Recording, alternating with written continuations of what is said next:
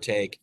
And we need to have a complete count because much of the federal aid, where municipalities get direct aid, meaning they don't have to go through the state channels, are 500,000 and above related to population. So even though we always work well with our partners at the state government, if we had 500,000 people, really we would be getting direct COVID-19 aid to our community and our county, which is a lot easier.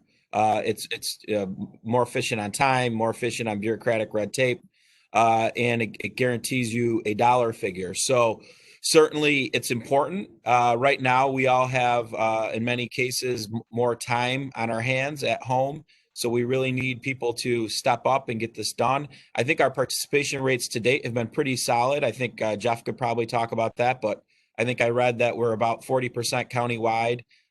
We need to pick that up. We need to pick that up.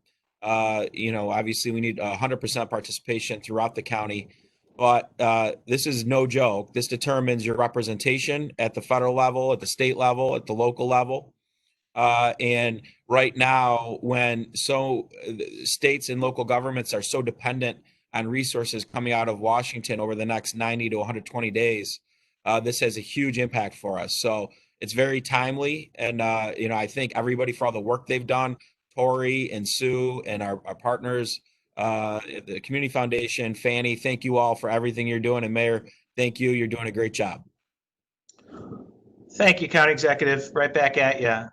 We have a number of folks that we would like to speak. I think one of the other helpful aspects of the census this time around, especially in light of the crisis that we're dealing with, is I think when most of us think of the census, we think of people knocking on doors, and there isn't. That is certainly an important element of it that we hope will be able to continue.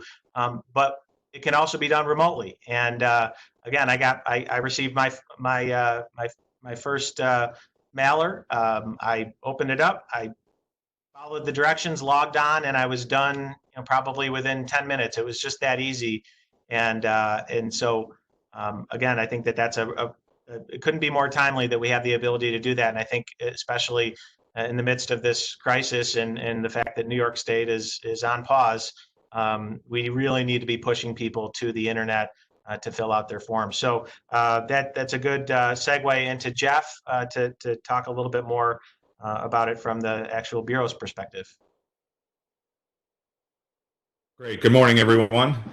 Thank you. First off, County Executive McMahon, thank you for your comments and appreciate your leadership, and Mayor Walsh for all that you have done, your leadership, as well as the group of other guests on today's call. Just amazing work that you guys have done. It was mentioned earlier about participation rates. I can tell you nationally, as of yesterday morning or yesterday at 3 o'clock, we're at 36.2% nationally. New York State is at 31.1%. City of Syracuse is at 30%, and Onondaga County is at 40.6%. So given the challenges that this area of the country has, I think that is something to celebrate.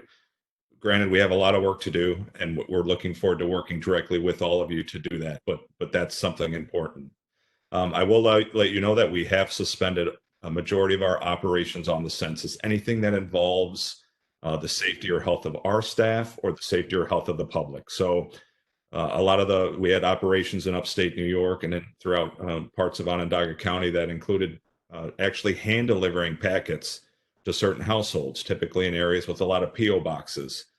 We've stopped that because we didn't want to get hurt the public or our employees' safety and health. We're extremely concerned about that.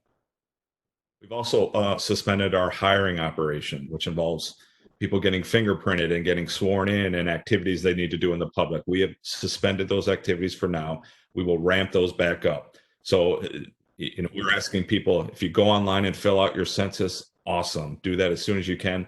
And if you're still interested in maybe getting some work a few months down the line, once this lift or once the freeze is lifted, it's a great opportunity to support your community, make some great money, and really be a part of history, because this is the largest peacetime operation we conduct in this country. But with that said, what's closed down, we are still live. We are still open for business. We are still collecting information, as was mentioned, online. We're encouraging people to please respond online.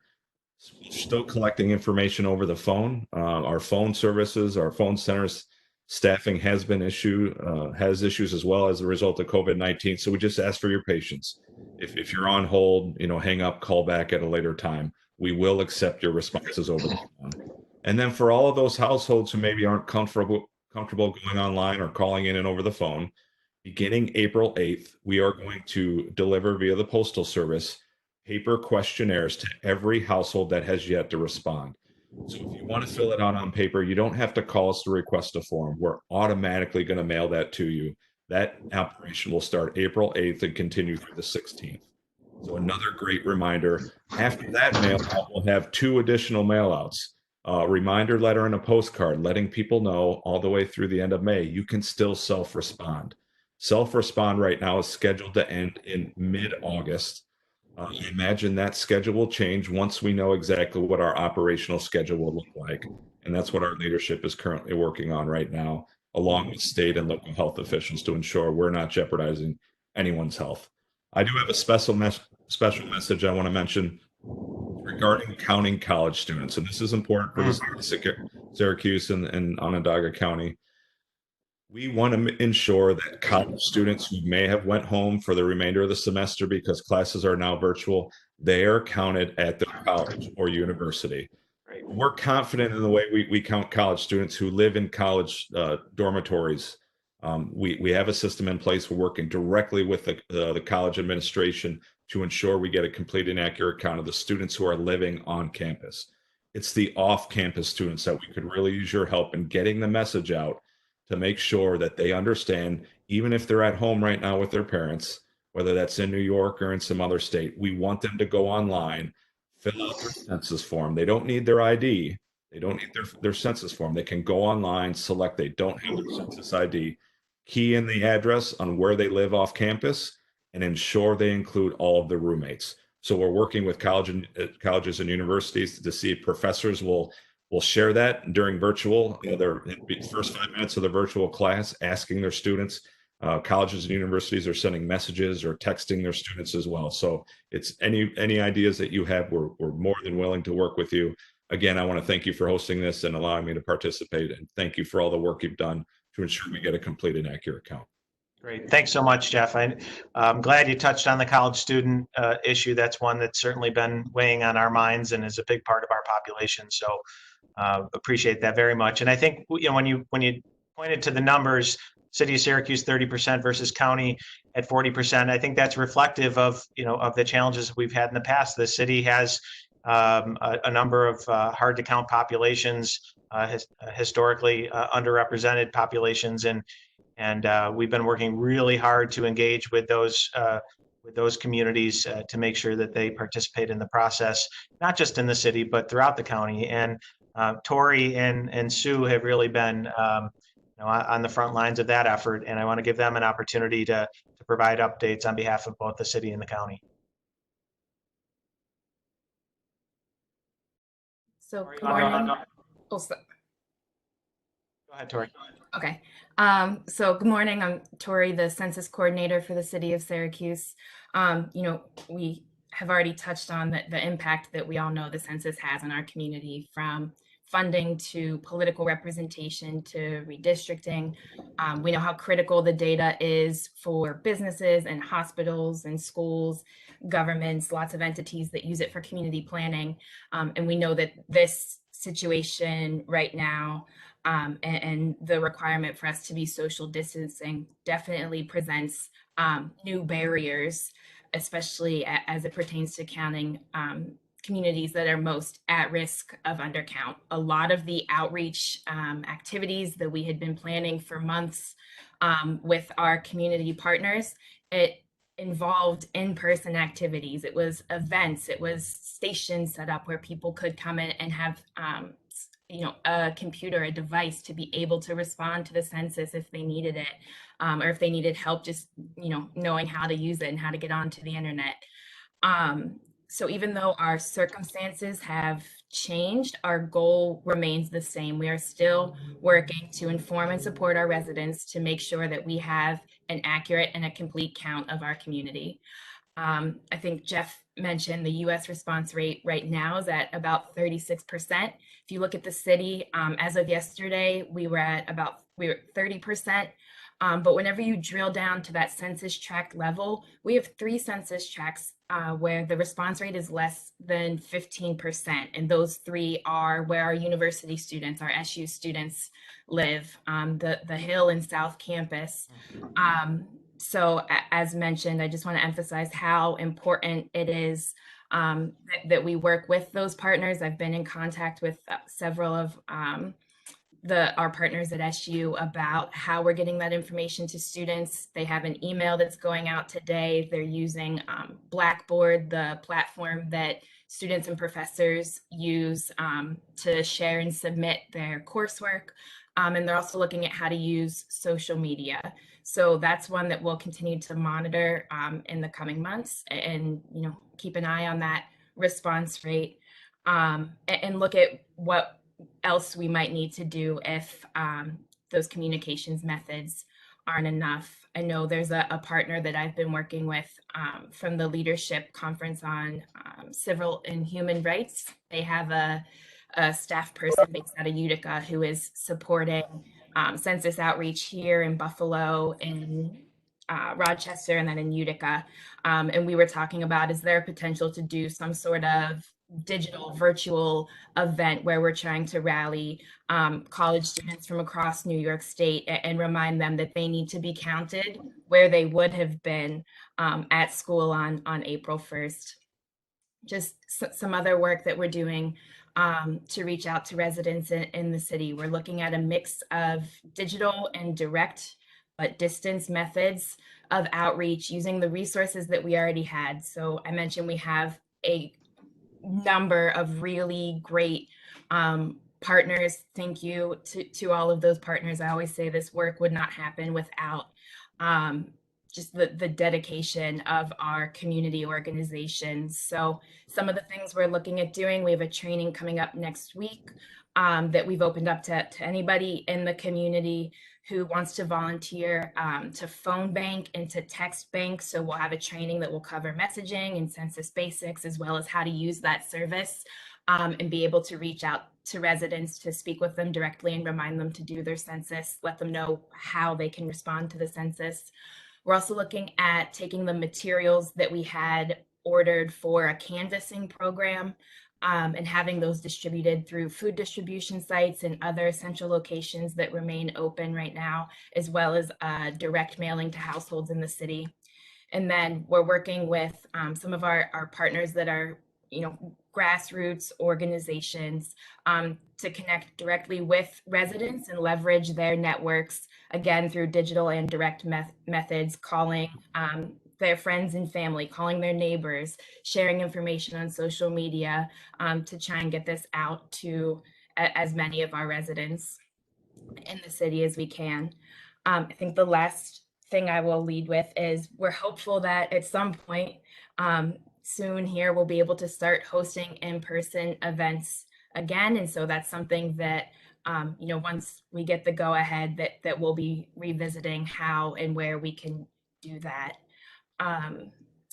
The last thing to share, I was on a call the other day, actually on a phone banking training with some organizations from Buffalo, and somebody had said that they were talking to a person who lived in a more affluent neighborhood who had said, well, I don't want to respond to the census because I don't want to take money from another neighborhood that might need it more than my neighborhood does. And while that's, coming from a well-intentioned place, I think the response that I heard to that was a really great one that I wanted to share. And so someone on that call said, it's not about one neighborhood getting more or one getting less. It's about an equitable distribution of funds based on how many people live in a community. So it's important that everyone is counted, and we're doing all we can to make sure that our community is counted. Thank you. Great. Thanks so much, Tori. Sue, would you like to add to that? Hi, everybody. Happy Census Day. You too.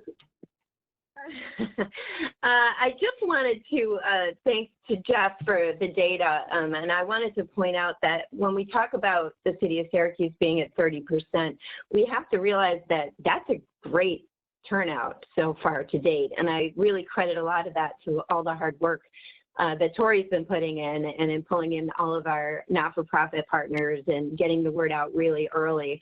I think our leadership, the county executive and the mayor's office and the community foundation taking a really early lead on this and putting Tori's position in place as a full-time census coordinator a year ago really helped us to be ahead of this. You know, having some of our hardest to count census tracts only 1 point away from the New York State average is actually really good. I think that the ability to respond online coming out this year was incredibly beneficial to us. It could not have come at a better time. The only thing I really want to make sure that we get through to the media for the purposes of this call, I have been contacted by a couple of people who say they have not received their census invitation to respond. You know, things happen. Sometimes we get our neighbor's mail. Sometimes things accidentally get thrown away, whatever may happen. I just want to make sure people know that they can respond even if they don't have the actual mailer. They can just go online, which is mynewyorkcensus.gov. Or they can call. The census number is 844-330-2020, and you can submit your census online using that phone number directly. Again, it isn't going to take 10 minutes to get it done.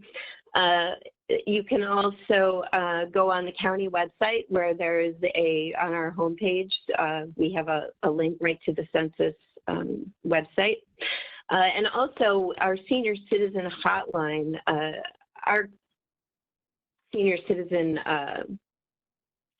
director of, actually I'm not sure what her title is, Joanne Decker, has been running our senior citizen programming, and she said that she could, if any seniors want information or assistance or have questions about their census, they can ask those questions on the hotline, which is 315-218-1987. So the county's doing our part to try to continue to support our clients that we're currently in contact with by being available to answer questions or to direct people to places where they can get answers to their questions from our state and national partners. I want to give Robin Smith from the Community Foundation a huge shout out because her efforts to date have really helped us to get ahead of this. And I really believe that the outreach that we've been able to do to this point in the community has really led us to get these aggressive numbers that we're at right now. I don't know what we would have accomplished without her support for some of the initiatives we were able to take on pretty early on. And also one last thing, we are Onondaga County is 40.6%. We are 0.1% behind the number one responding county, which is, I think, Erie County. So let's get ahead of that. Let's beat Erie County. Let's try to be the number one responding county in New York State. So I'd like for our media to try to help us push that message that let's get ahead. Let's win this thing. So that's all I have to say. Thank you all for all of your hard work. Thank you, Sue. Thank you for all your hard work, and nothing wrong with a little healthy competition with our fellow counties. I appreciate that. And on the topic of percentage, I'm wearing a pin. I don't know if you can see it on here, but it says 100% on there. It was actually, I repurposed it. It was part of associated with the previous community-wide effort around literacy. But as of today, it means it's all about the census and getting to that 100% count. As Sue mentioned, the Community Foundation has, and specifically Robin, have been such great partners for us, really on every important initiative we're working on, but certainly related to the census. And I'd like to give Robin an opportunity to talk a little bit more about why the census is so important to the Community Foundation and what you're doing. Thank you, everybody. Can everybody hear me? We got you. Excellent. Well, thank you for having me. I appreciate this Census Day e-press conference. I'm excited to be a part of the very first e-press conference, so thank you for that. I want to talk a little bit about what the Community Foundation has done, and then a little bit about why the complete count is important to us. So the Central New York Community Foundation has funded several members of the Syracuse Onondaga Complete Count Committee, totaling almost $100,000 for Census Get Out the Count activities in our community. We've supported things such as working with the county and updating local addresses, supporting outreach and education, supporting the complete count coordinator position mentioned, development of multilingual materials, including a census bus wrap. So I hope everybody in the city has seen the census bus. It's very exciting. We've also worked with our local resettlement agencies to ensure an accurate count of new Americans. And we're working currently with WCNY to create PSAs for PBS Kids and WCNY. We also did a small grant to the local libraries for dedicated kiosks. Those, unfortunately, with the libraries being closed, we're looking at ways to repurpose those funds and think of ways we can encourage people to do census at their homes online.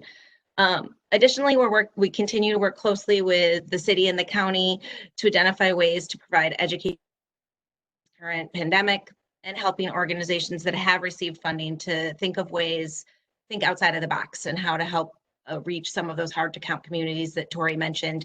While our numbers are up, I think we were always aware that there were going to be certain areas that we were going to need to do extra outreach in.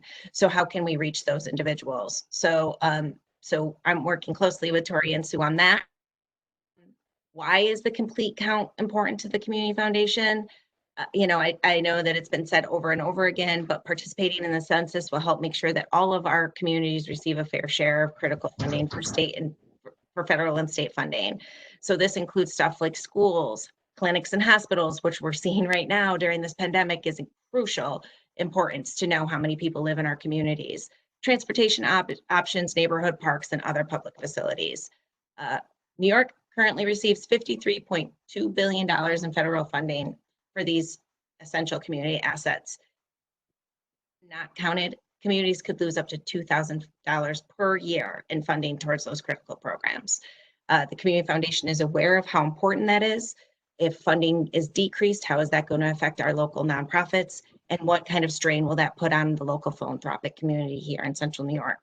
So as Sue and Tori have mentioned, the Community Foundation has been behind this effort for almost 2 years now. It's extremely exciting to see what we've done as a community. I think I've heard it over and over again that Onondaga County and Syracuse are kind of ahead of some of our other neighboring communities. So Sue, I think, if we're winning.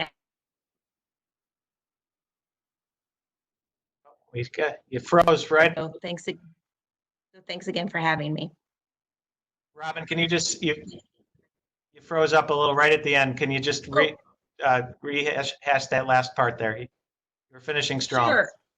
Yeah, so I just wanted to say, I don't know where you guys heard me end, but I think from the Community Foundation, a complete count is incredibly important so we can make sure that all of our nonprofits have the funding they need to be able to do the services that they do. But in addition to that, we've been working really closely with the city and the county. And I know that Sue mentioned this friendly competition among our neighboring communities. And I think we're winning in the fact that we actually have really come together and we're doing something that other communities haven't been able to do. And that is to come together from a city and a county and a community foundation to push this important initiative forward. Great. Thanks so much, Robin. Thank you. All right. Before the county executive and I finish it off, we have one more presenter. We've talked a lot about the importance of our community organizations and our grassroots efforts, and we have Fanny Villarreal here on behalf of YWCA. And Fanny, we would love to hear your perspective. Let me hold on. Let me get you off mute here. Okay. There you go. All right, thank you very much. As everybody was saying, this healthy competition is going to be awesome. I love it, the way that we're doing it. And yes, we are number one, and I totally agree with Robin. And because when we went to Albany, that's what we heard. Remember how awesome we were doing all this early education when we started in July. Then we have the awareness time. And so unfortunately, the other part, which was the motivation, we couldn't do it. However, as a grassroots organization, what we decided, and we changed the whole game, was that we decided to utilize the WhatsApp application, the phones, and then we create different flyers to make sure that the community that we're serving understand that we have to do that. So what we did is we create our outreach activities. So we utilize the radio, and through the radio, we utilize Facebook as well. So we were talking constantly about why it's important to complete our census. By now, probably the people that they didn't do it received 3 pieces. So we were trying to explain what that means. In the very beginning, you receive your code. Then if you go to the internet, you can fill it up. You don't fill it up, then you receive another one, you know, reminding you that it is important to do it. And then the third one, the postcard, you know, again, reminding you. And so right now we are, in terms of the Hispanic community, we're utilizing the radio, as I mentioned before, and the social media. In terms of the new American that is in our neighborhood, since we are doing neighborhood, taking care of neighborhood, delivering food, what we decided the New American Forum was to create a new flyer. In my case, I post our number, YWCA, because we are here in our offices. So if people wanted to complete your census, but they have questions or maybe they're not sure, they can call us and we can help them through the process, or we can maybe answer their questions. If we don't have the information they are looking for, then we'll reach out to somebody else that might have and provide it to them. And so, you know, we're working with the most vulnerable population, the underrepresented population, which is historically the Hispanic population and the New American population. So we're very excited to see that the numbers in Syracuse is 30% and 40 points safe for Onondaga County. And yes, we're going to make sure that 100% is going to be showing that very soon. Great. Thank you so much, Fanny. Okay, we are almost ready to open up for questions. I'm really going to flex my technology muscles now by not sharing the agenda anymore. Now we are going to bring up our proclamation. Everybody see that? Most importantly, the county executive needs to be able to see it, because I'm gonna make it a little bigger for you. Thanks, Mayor. You know I have bad eyesight. This is going to be this is our first virtual proclamation reading, and we usually go by paragraph. So I'll get it started, county executive, and then we'll rotate from there. Sound good? Sounds great. Okay. So, whereas the U.S. Constitution established the requirement of a population count in 1789, in March 1790, the Census Act was signed, and the first census was administered by the U.S. Marshals, with New York having the largest city population in the nation. And whereas in 1902, the U.S. Census Bureau became an agency serving as the premier statistical. So, Mayor, right here, I can't see the rest of it because of the pictures. But here, I got it here. Never mind, Mayor. Okay. Statistical Center for Population and Economy-related data. As the decennial census has evolved, the information collected began to range from household data to industry association, income, age, race, and ethnicity. The census now serves as a tool to determine the allocation of hundreds of billions of dollars in federal funding to states, the reapportionment of seats in the U.S. House of Representatives, and the redistricting of state legislatures, county boards of supervisors, and city councils. And whereas, in partnership with local government, nonprofit organizations, businesses, and higher education institutions, the Syracuse Onondaga County Complete Count Committee was formed in July 2019, and I'm giving the county executive all the long ones. And whereas the committee has functioned to strategically inform residents about the necessity and importance of the census related to programs, infrastructure, and organizational support systems. Through planned workshops, activities, and events to spread the word about the census throughout the community, efforts have been designed to achieve an accurate count in Syracuse and Onondaga County. And whereas, with the use of trusted messengers and community advocates encouraging a response to the census, using every method possible. The goal has been to make sure all are counted. A focus has also been on those at risk of not being included due to challenges preventing participation. And whereas local leaders applaud the efforts of every community partner and ask that residents have their voices heard, exclaiming #I count by completing the 2020 census. Now, therefore, I, J. Ryan McMahon II, County Executive of the County of Onondaga, and I, Ben Walsh, Mayor of the City of Syracuse, do hereby proclaim the first day of April 2020 to be Census Day in the County of Onondaga and the City of Syracuse. applause, yes. Well done. It's a first for everything. All right. Let's open it up. I'm going to pull up the participants so I can see if anybody's figured out how to raise their hand. I'm going to open up the chat box in case you want to use that. But there isn't too many media representatives, so I think it's manageable. So I'm going to start unmuting people. So we've got WSYR, WSTM, we have Monica at Spectrum, we have Ken Jackson, Urban CNY, Kate Zilkowski, and am I missing anybody? I think that's it. So, all right, I don't see any hands, so I'm gonna go, oh, here we go. We do have a chat question. It says, and this is, I think, from Kayla. Kayla, can we hear you? We cannot, but we can, for those that are following the chat, she says, I don't think so, and that's correct. So the question is, what response percentage has the county and city come in at in previous years? Good question. So I can tell you from a census perspective, we don't have that data. It's not something that we carry day by day kind of thing. We can only tell you what the final self-response rate was in 2010. There are tools out there such as Steve Rovalevsky's and the CUNY University tool that's available that does have some historical data that may be able to show that, but unfortunately that's not something we have at the Census Bureau. Anybody have anything to add to that? Yeah, I would suggest checking out the CUNY hard to count maps. I believe the self-response rate for the county in 2010 was like just over 81%. But you can verify that with those maps. Okay. Thank you. Other questions? I have a question.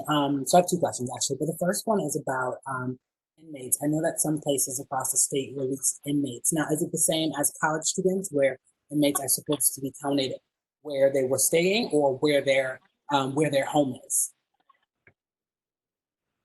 Yeah, so according to the census criteria, and this is a great question we get a lot. So how we count inmates, we count them at the facility, the location in which they're currently incarcerated. Now, states have the ability and to provide legislation or they have the ability to move, if they have the data, move at a state level the count, so they could take where those individuals are incarcerated and move them to where they lived prior to being incarcerated. We have a tool available to help people geocode like that, but that really is a state decision. From a federal level, we count those individuals who are incarcerated on April 1st at the location that they're incarcerated. So the people who were released because of coronavirus, they're counted at home now then? That's correct. Okay. They usually live or stay as of April 1st. And then my other question is for anyone really about the importance, someone touched on a little bit, but the importance of having this count, especially as it applies to healthcare and everything with the whole coronavirus, not even specifically healthcare, but just in general, how important this count is for funding and the impact of coronavirus. Yeah, I think both the county executive and I have touched on it, and the recent stimulus bill is a perfect example. It was while locally we did benefit from some of that funding, City of Syracuse specifically through the Community Development Block Grant funds, there was additional funding for municipalities that was secured through that bill that was limited to cities with a population of over 500,000. Now, we're not that close to that number, although the county executive would point out that during this crisis, we've served a geography and a population much larger than that, closer to 1 million.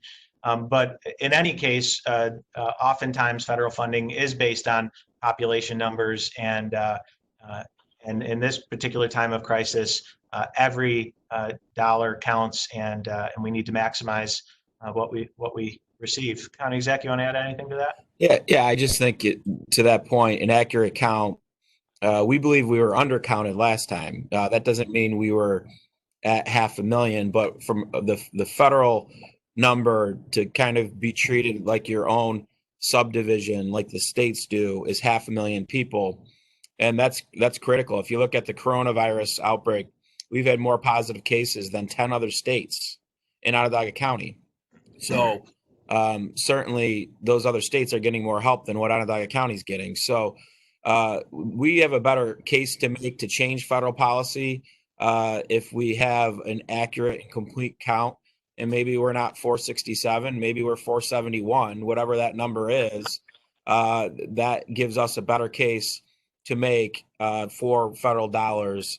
And in a situation like this, where you have a national emergency, the federal government is where they have the ability to print money. The states don't, and the local governments don't. So they're the ones that really have to be the leaders in this, and they look at population. That's a key driver.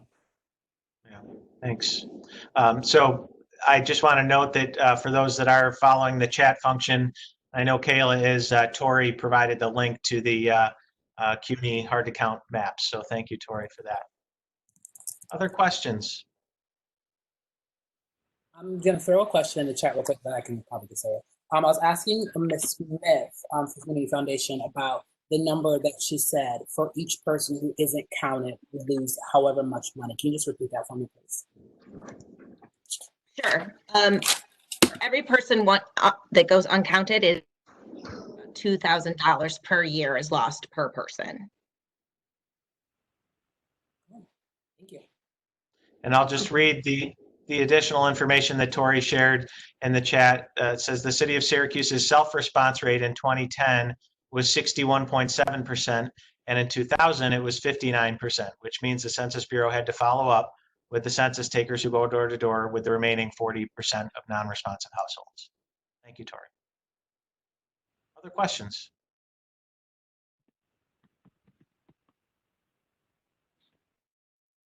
See, I've got, I hear one there.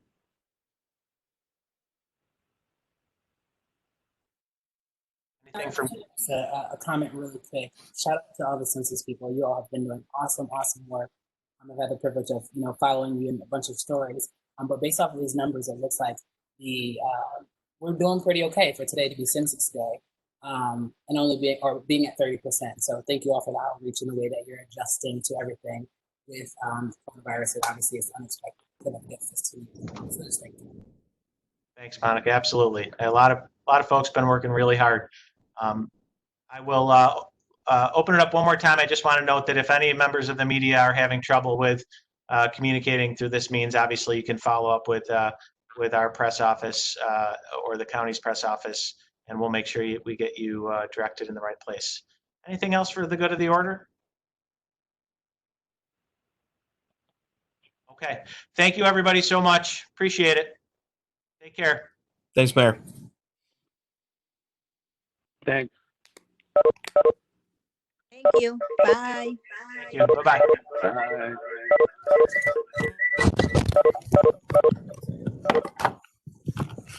Bye.